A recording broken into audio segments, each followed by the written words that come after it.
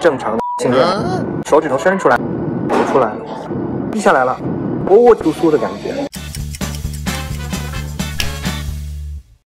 我在成都的街头走一走。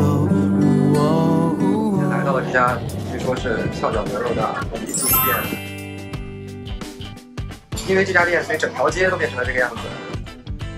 这个就是传说中的红糖饼，黑总，我帮你尝一下哟，你反正也吃不到。看一下这个红糖饼，红糖都流出来了，先干为敬，很烫的哦。哇！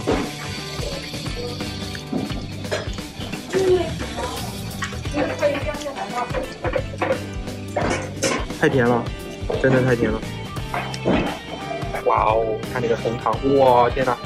拉丝，其实我刚才已经吃过一个了，因为树平路的，我感觉姚总被我杀了，所以我要再录一个素材。作为一个爱吃甜的人，我都觉得它有点甜，但是它这个饼是不错，感觉是发过的面，很筋道，然后还有一点酥酥的感觉。怎么跟你们形容呢？这就像在吃一个甜的披萨饼的边，你看，哇，快滴下来，哦，滴下来了。哦，黑总，下次来成都一起吃哦。还有姚总，虽然你也回不来。虽然所有人都推荐了，但我觉得7分吧。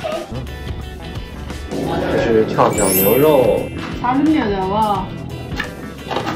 好了，我来吃这个翘脚牛肉，先喝汤。汤是 OK 的，很清淡，但能尝出里面加了很多味精。米粉，米粉很入味，但是味精毁一切。整个是长这样的，然后碗里的翘脚牛肉是很嫩的，蘸一点超辣这个辣，然后就吃喽。很辣，非常的辣。吃翘脚牛肉呢，就要配这个手撕排菜。然后我试了一下呢，确实会变得更清淡，然后稍微蘸一点辣椒的话，它甜味和鲜度会提升很多。但我觉得这家最大的问题就是它在汤里放了大量的味精。好吃是好，我觉得我给打7.5到8分。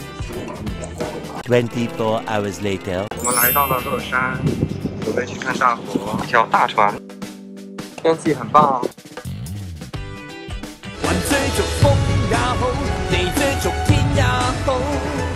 这个就是乐山排名第1的美食——九妹凤爪。九妹九妹，漂亮的妹妹。这是蒜香型，这是酱香型。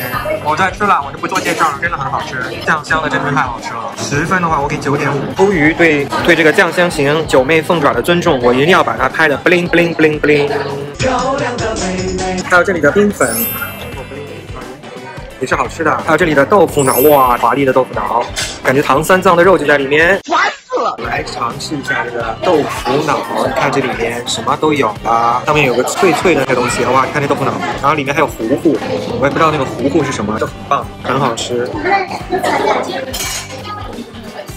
哦，好吃。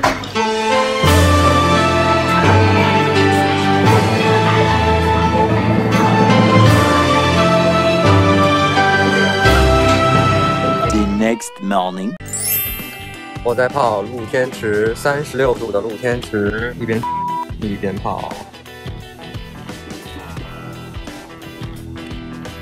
旁边就是湖。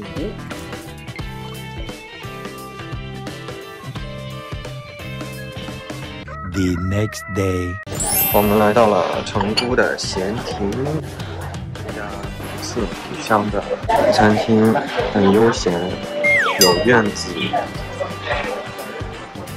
菜也很好吃。这是蓝莓鹅肝，他们家的招牌炸状炒汤圆嘛，是挺好吃的。然后这个是有点夸张，你看就这么一小份，看我的拳头。